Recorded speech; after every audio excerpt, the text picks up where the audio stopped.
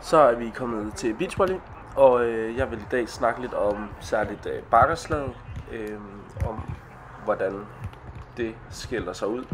og hvad for nogle fokuspunkter, der er vigtige at have, når man laver et bakkeslag. Det, der er rigtig vigtigt i et bakkeslag, det er, at det er en ret lille bevægelse, man gerne vil lave, hvor at man som udgangspunkt skal have helt strakte arme, og det vil sige, at man må, når man laver slaget, ikke må flexe i sit albuled.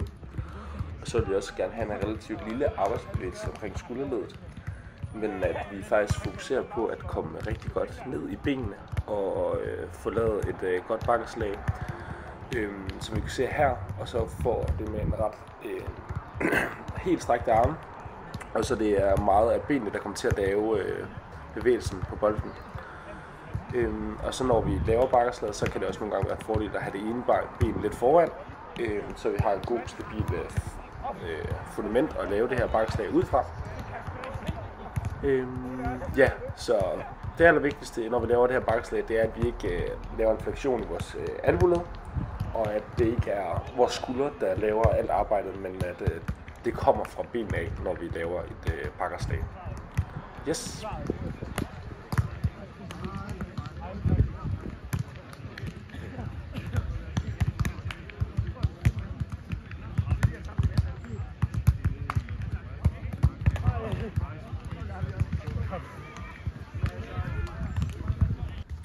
Nu vil vi fokusere på den her underbar, som er et meget visuelt stærkt move i kuren. Og det, der er rigtig vigtigt, når vi laver